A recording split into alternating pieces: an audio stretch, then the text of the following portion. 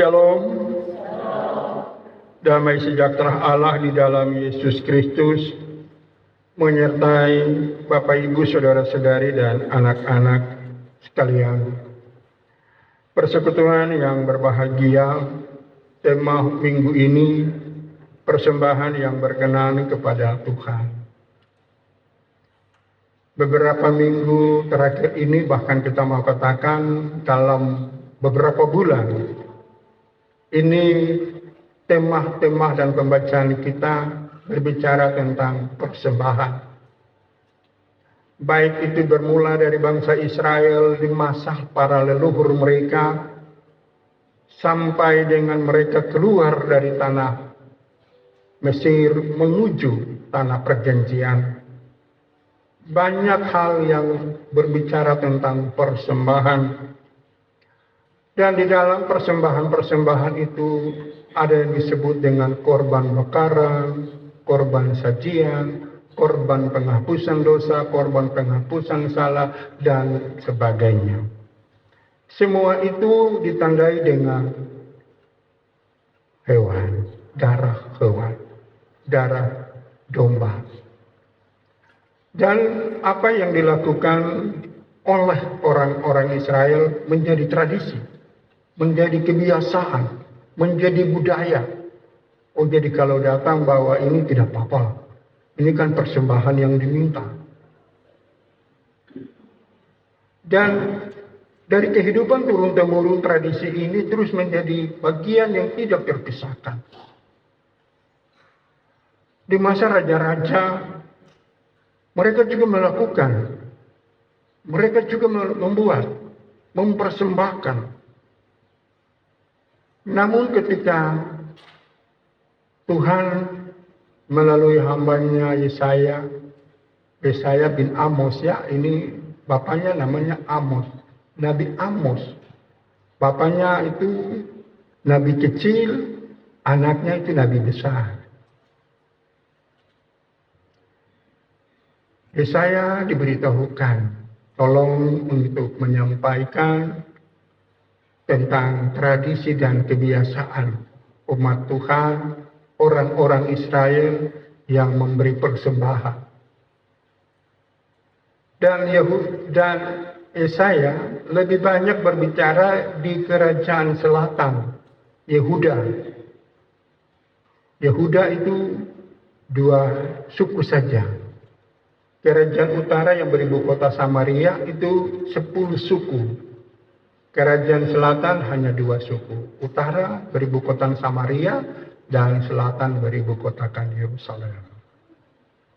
Persekutuan yang dikasihi Tuhan, ada hal yang dijumpai oleh Yesaya melalui apa yang Allah sampaikan. Kita baca di ayat yang ke-10 berbicara tentang dengarlah firman Tuhan, hai pemimpin-pemimpin manusia Sodom. Terus perhatikanlah pengajaran Allah kita, hai rakyat manusia Gomora. 2 wilayah yang ditunggang balikan oleh Allah karena kehidupan yang jahat di hadapan Allah di masa Lot dan keluarga berada di sana. Ada beberapa daerah juga, diantaranya ada Jebaul dan juga daerah-daerah lain yang ditunggang balikan oleh Allah. Dan sekarang kita kenal dengan Laut Mati atau Laut Garam di Israel. Itu Allah memusnahkan daerah ini. Dan Sodom dan Gomora ini kejahatannya, kalau kita baca secara baik, itu sudah hidupnya seperti hewan, tidak lagi hidup takut Tuhan. Dan Allah melihat para pemimpin itu baik di gereja, baik di pemerintah, baik dalam keluarga, itu hidupnya tidak baik, tidak benar. Hidup di dalam hal-hal yang tak dikehendaki Tuhan. Lalu untuk dapat melembutkan hati Tuhan, mereka nyatakan lewat persembahan. persembahan itu dibawa. Imam-imam tidak tahu, imam-imam hanya terima saja. Itu sampai hari ini toh. Kita di gereja nih, kalau ada yang kasih uang bunyi ratusan juta semua mantul. Tapi yang kasih 1.000, iya kan? Itu kenyataan, itu realita. Lebih orang sanjung mengucapkan terima kasih yang kasih puluhan atau ratusan juta toh. Terima kasih untuk si A atas bantuannya sekian ratus juta. Tapi yang kasih 50.000, 500 juta atau sekian ratus juta itu dibawa di gaji kan? Sekarang yang ada demo tuh. DPR gaji sekarang 104, 116 juta per bulan. Itu yang kacau sekarang toh. Belum bikin apa? Itu urusan negara. Kita tidak usah bicara ke situ. Sekarang yang bawa ke dalam gereja. Sumbangan dari si A sekian ratus juta, sekian puluh juta, itu gaji berapa? Dia makan pancuri baru datang ke dalam gereja. Itu pimpinan. Turun lagi ke bawah. Ke bawah memang rakyat yang terus kita lihat, aduh ini ekonomi begini sudah. Saya cari. Sekarang ada istilah penerbangan Singapura, Macau, penerbangan jam sekian. Itu ada di itu kompleks terminal Mesrang. Bukan Mesrang itu artinya Mesrang Dongkir, bukan. Itu nama tempat itu Mesrang. Biasa orang bilang Mesrang itu Mesrang Dongkir. Bukan. Di Mesrang sana tuh kalau salah sama kita masuk mobil Pinang, terdengar, oh iya, penerbangan jam berapa? Itu pernah bicara dengan togel itu. Bicara tentang itu, judi toh. Itu kamu punya istilah, saya tidak harus ke situ. Tapi sebagai pendeta, kalau firman bawa ke situ, ya sudah kita bicara begitu. Nanti sendiri yang melihat. Nah, persekutuan yang dikasihi Tuhan, dari kehidupan yang demikian, lalu masuk ke dalam ruang-ruang ibadah, setiap ibadah, memberi, membawa. Di Yerusalem itu ada yang kita baca di kitab Yohanes pasal 5, itu yang disebut dengan kolam Bethesda. Kolam Bethesda itu kolam pembasuhan. Membasuh hewan atau ternak yang mau dibawa ke dalam bait Allah, itu dibasuh di situ, dibersihkan. Tapi para imam-imam dengan ahli Taurat ini kan rakus. Jadi dia lihat, oh kopu domba ini bagus, oh kopu keledai ini bagus. Kita ngambil ketumpu yang cukup mata terlalu cakulung begini kayak kulit kasih kado. Setelah masuk ke dalam gereja, ini kita bawa untuk kita orang. Itu praktek-praktek yang terjadi. Ibu bapak saya kemarin dengan ibu pendeta Suripati, kami di sana berselit, oh ini yang disebut kolam Bethesda. Ini untuk hewan, ini untuk manusia. Jadi manusia itu mandi di situ dulu atau bersihkan badan di situ. Dia bilang kalau saudara-saudara kita yang lain bilang tempat wudhu. Bersihkan badan bermasuk, cuci tangan. Itu yang tadi nanti kita lihat bacaan kita, basuhlah. Itu menunjuk itu, basuhlah. Jadi itu. Jadi di sana seperti itu. Nah, lalu dari apa yang diberikan ini? Diberikan sudah sesuai, sehingga Tuhan bilang, aduh, kamu kira saya bisa datang dan saya bilang begini, oh kau dosa sudah saya ampuni karena kau kasih saya kerbau. Oh kau dosa sudah saya ampuni karena kau kasih saya sapi 1 ekor. Tuhan tidak seperti itu. Oh kau bawa uang 1 M dalam persembahan, saya sudah ampuni kau dosa. Tidak. Yang dilihat Tuhan adalah hati. Ibu bapak, pemuda-pemudi dan anak-anak, hal yang kita lihat di sini dikutip juga dalam Roma 12 ayat 1 dan 2. Persembahkanlah tubuhmu sebagai persembahan yang hidup, kudus dan yang berkenan kepada Allah. Itulah ibadahmu yang sejati.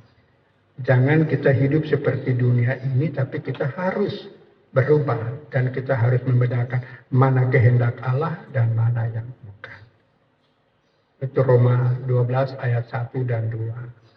Kalau di Matius 12 ayat 7 itu dibilang yang kukehendaki ialah belas kasihan, bukan korban persembahan. Ini persekutuan yang dikasihi Tuhan, kita jumpai dalam pembacaan kita. Dan di ayat 10 dan 11 berbicara tentang ketidaksenangan Tuhan. Tuhan tidak senang dengan sejumlah persembahan yang diberikan oleh para pimpinan sampai dengan masyarakat kecil. Lalu persekutuan yang dikasihi Tuhan di ayat 16, di ayat 12 sampai dengan 15, Tuhan ada bilang tentang dia apa yang tidak suka. Di sana dikatakan dengan jelas di ayat 12.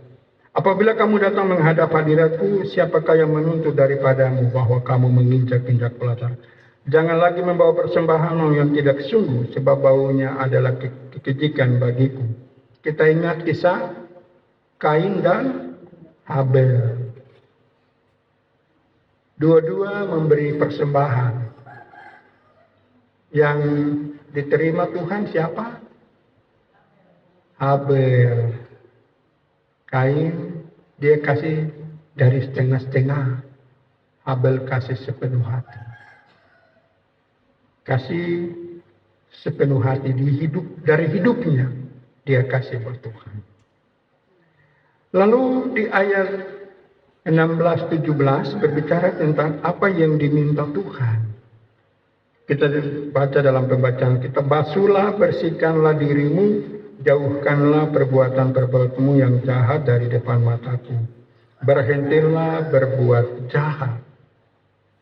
Persekutuan yang dikasihi Tuhan, hal ini tidak hanya berbicara soal kita memberi dalam bentuk pemberian penunjang pelayanan.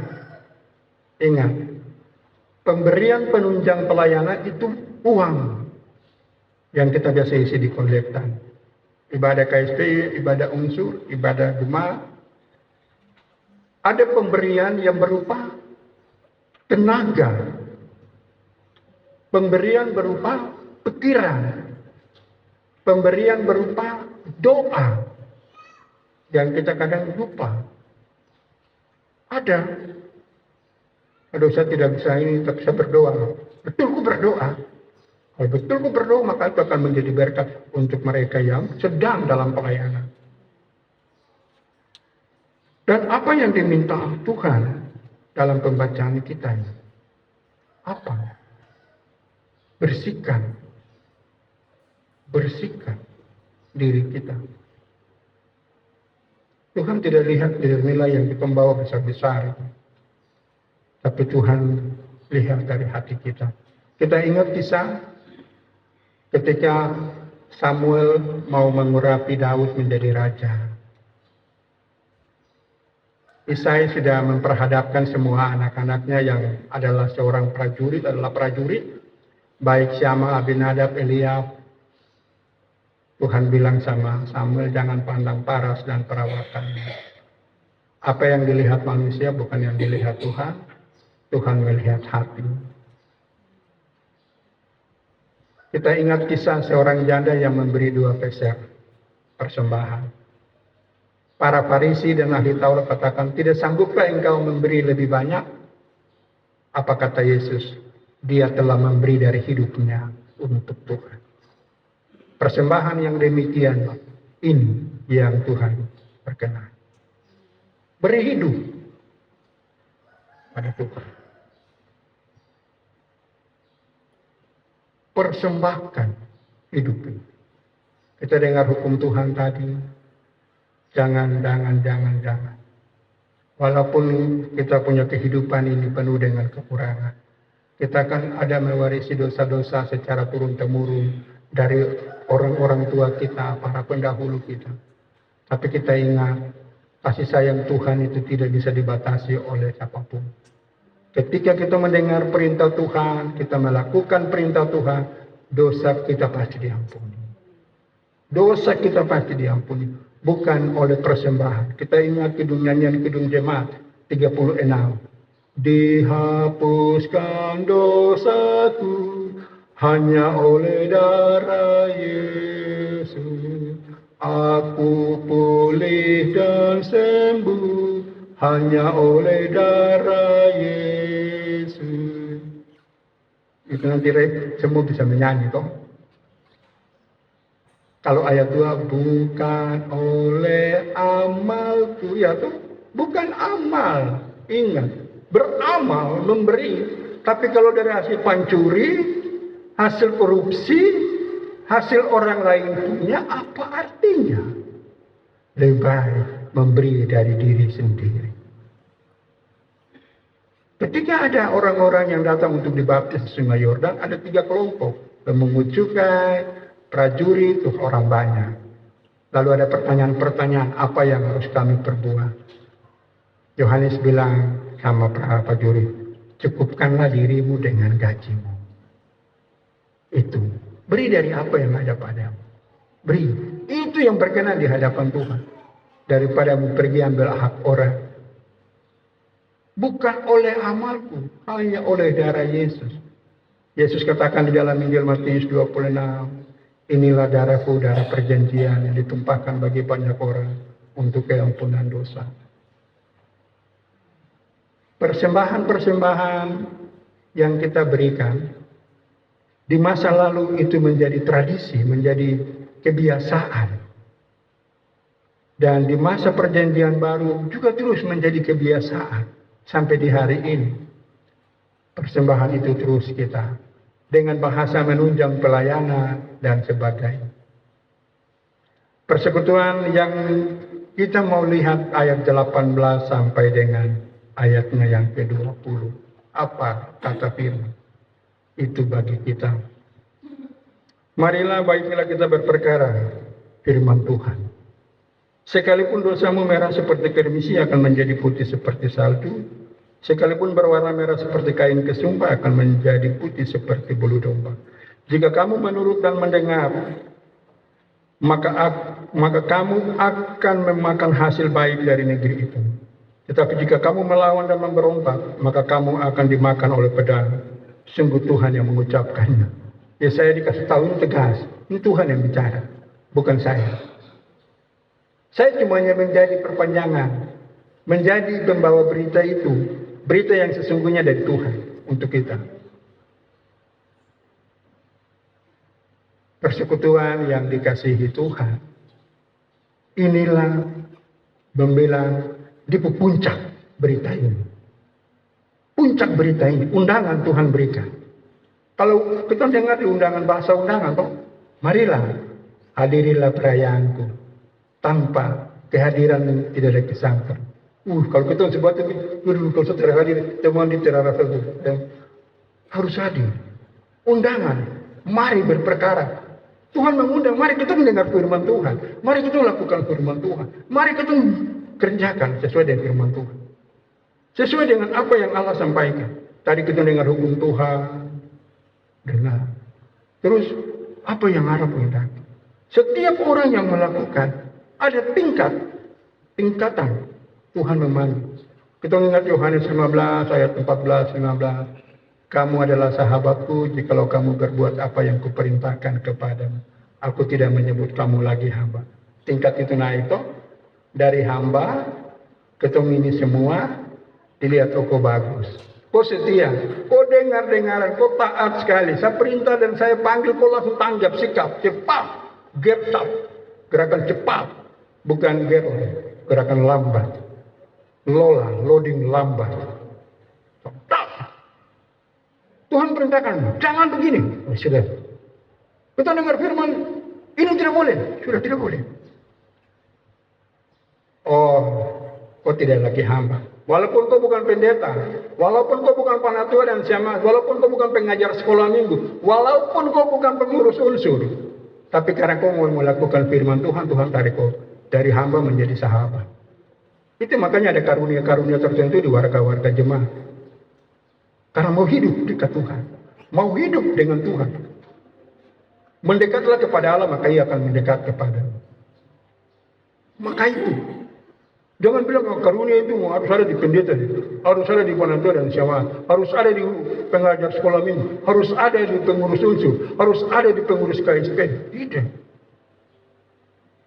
Ingat, kamu adalah sahabatku. Aku tidak menyebut lagi kamu hamba. Jadi semua orang percaya. Tidak ada level tertentu yang bilang lo yang punya kuasa. Oh pendeta-pendeta. Pendeta-pendeta yang sekarang itu jalan botol ceper dengan Yance dan Yanti. Selip di ini. Ada yang bilang kalau saudara sentuh air itu saudara berani untuk khotbah. Saudara berani berkata-kata. Itu pikiran dari mana? Selip Yance yang ceper toh, Yanti yang tinggi. Bilang supaya saya ini, Tuhan tidak berkenan kalau pendeta dan para pelayan, perangkat pelayanan seperti itu, Tuhan tidak berkenan. Kau berdoa siang malam suntuk sampai kau balik kaki ke atas, tangan ke bawah. Bilang, Tuhan saya sudah ini, berdoa sampai tak balik. Tuhan kau tak balik sampai kau menjungkir bagaimana terserah kau mengguling-guling terserah kau, itu tidak akan jawab kau berdoa. Yesaya 59 ayat 1. Sesungguhnya tangan Tuhan tidak kurang panjang untuk menolong. Telinga Tuhan tidak kurang panjang untuk mendengar. Yang membuat Tuhan tidak mendengar, Tuhan tidak menolong adalah dosa. Sederhana saja toh. Oh berdoa bukan saya di pendeta jadi. Saya berdoa. Tuhan bilang kok pendeta tapi saya tidak kenal kok. Matius 7, 1, 2, 2, 3. Saya tidak kenal kok. Ini aku dari hadapan. Semua kita hidup dengan berpegang kepada firman Tuhan. Firman Tuhan itu Allah sendiri. Yohanes 1 ayat 1. Pada mulanya adalah firman. Firman itu bersama-sama dengan Allah dan firman itu adalah Allah.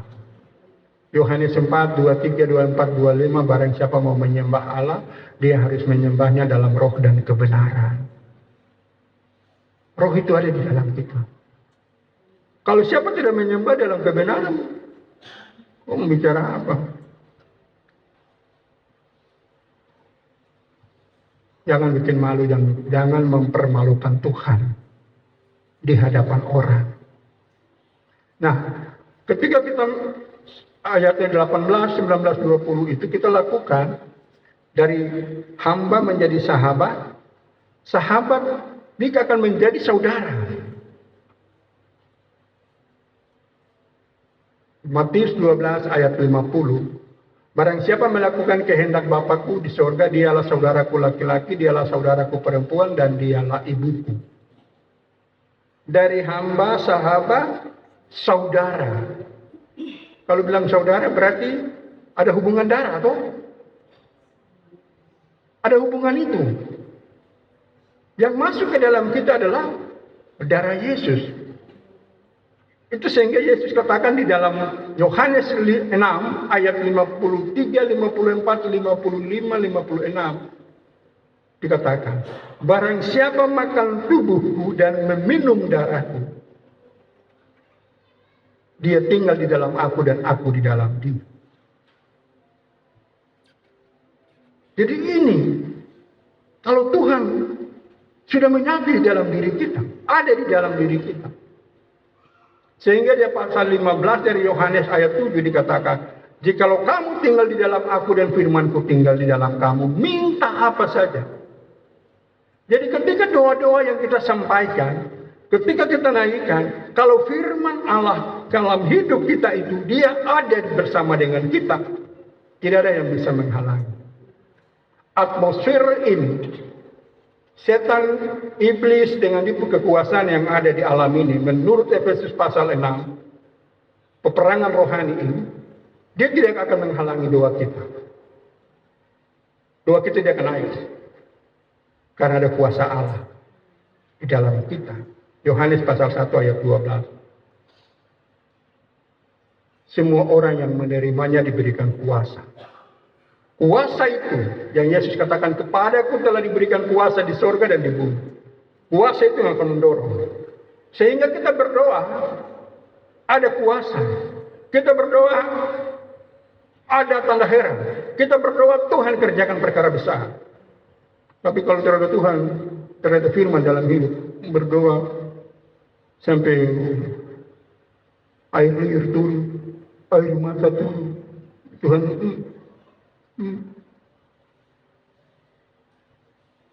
saya ingat peristiwa Persipura lawan PKT Bontang di lapangan Mandala.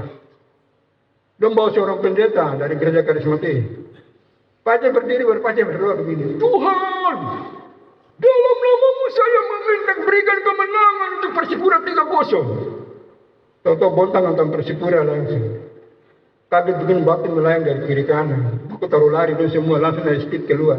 Air bawa keluar dorang dari speed. Tiba di pos air di Polda sini. Paksa Tuhan.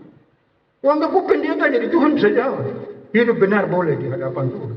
Doa orang benar sangat besar kuasanya. Jangan bilang saya pendeta jadi saya berdoa pasti Tuhan jawab. Kukira Tuhan itu seperti kau nenek moyang. Tidak begitu.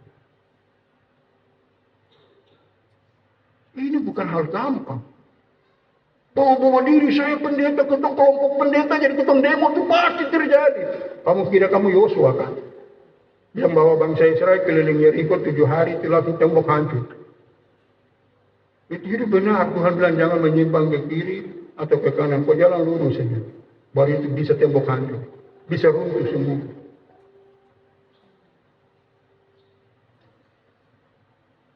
Persekutuan yang dikasihi Tuhan, melihat hari-hari hidup diberkati Tuhan, mari kita berperkara firman Tuhan. Ayat 18, 19, 20. Melihat anak cucu diberkati Tuhan, mari kita berperkara firman Tuhan. Mau melihat segala sesuatu di lingkungan kita menjadi aman, mari kita berperkara firman Tuhan. Tuhan Allah bilang kepada Yeremia, kasih tahu orang Israel. Pada Yeremia pasal 29. Bahwa kesejahteraan kota ini adalah kesejahteraan kamu. Aku tahu rancanganku. Saya tidak pernah membawa kamu untuk celaka.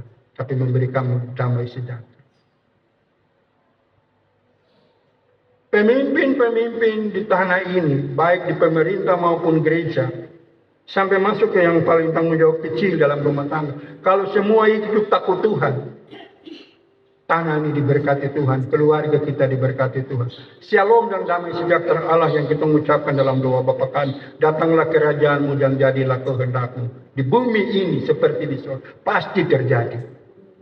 Tapi kalau pemimpin tidak takut Tuhan, masyarakat tidak takut Tuhan, bagaimana Tuhan memberkati tanah ini? Hanya bicara saja tanah ini tanah diberkati. Manusia ada hidup tak fiaru begitu. Bicara soal firman, bicara ya dan amin dalam hidup. Itu hal yang pertama. Hal yang kedua, persekutuan. Apa yang ada pada kita. Hari ini saya mau pergi ibadah. Saya mau hadir dalam ibadah. Apa yang ada pada saya bawa. Ingat, Tuhan tidak minta nilai rupiah.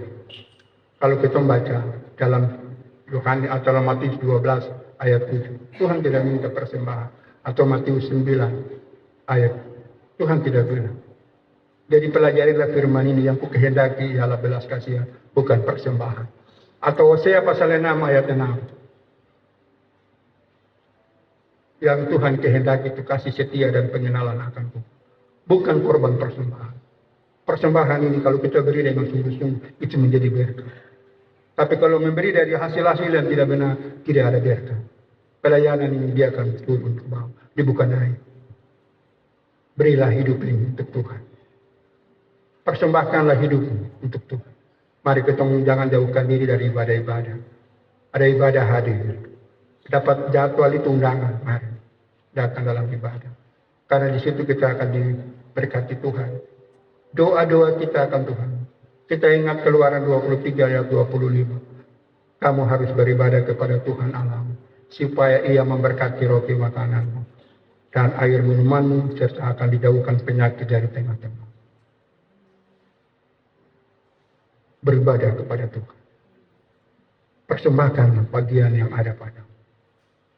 Hal yang ketiga, persekutuan yang dikasihi Tuhan dari kebenaran firman Tuhan ini. Mari kita mau belajar.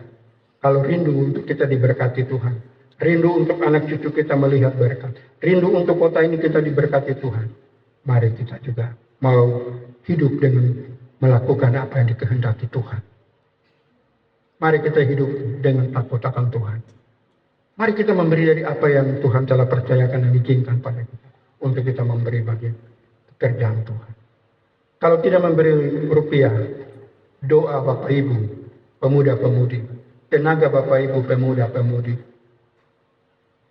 ucapan kalimat perkataan untuk menolong pelayanan, itu sudah menjadi persembahan.